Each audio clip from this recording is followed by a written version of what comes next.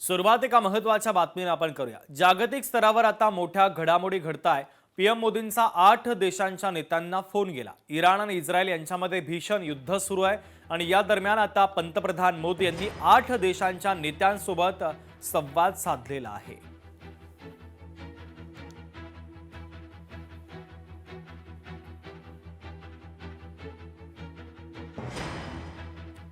जळगावच्या चोपड्यामध्ये रस्ते खराब आहेत। मंत्री अशोक उईके यांनी शोकांतिका व्यक्त केली। मंत्री अशोक उईके यांनी सरकारलाच घरचा आहेर दिला। काय परिस्थिती रस्ता एसडीओ साहेब, तहसीलदार साहेब, प्रकल्प अधिकारी साहेब, खासदार मॅडम, तुम्ही लक्ष घाला। अतिशय प्रामाणिक समाज आहे, प्रामाणिक माझ्या बहिणी आहे, मुलं आहे, काहीच मागत नाही। येण्या जाण्याचं कारण एखाद्या वेळेस दवाखान्यात जायची गरज पडली तर 1.5 तास, मला 1.5 तास लागला। एवढी मोठी गाडी शासनाने दिलेली लाल दिव्याची गाडीला 1.5 तास लागला आणि यांना जायला किती वेळ लागत असेल हा विचार करा।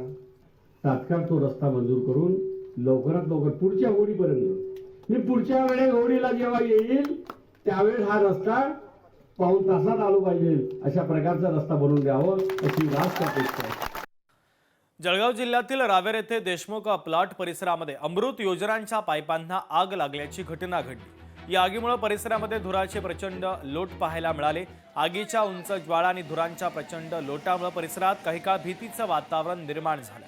दरम्यान घटनेची माहिती मिळताच रावेर सावदा फैजपूर येथील अग्निशमन दलाच्या 5 ते 6 बंबांनी शर्थीचे प्रयत्न करून आगीवरती नियंत्रण मिळवलं। दरम्यान पाईपांना आग कशामुळे लागली याचं कारण मात्र अद्यापपर्यंत अस्पष्ट आहे।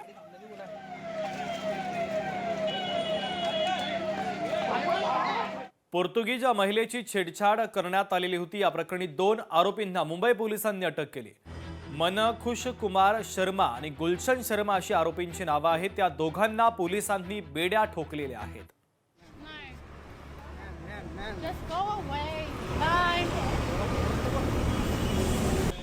एक सेल्फी प्लीज मैम, 2 सेकंड नहीं लगेंगे। मैम एक फोटो खिंचा दो मैम, इतना रिक्वेस्ट के चल। Should I call the police on you? एक photo ma'am. No. Ma'am Just go away. Bye. एक सेल्फी प्लीज मैम।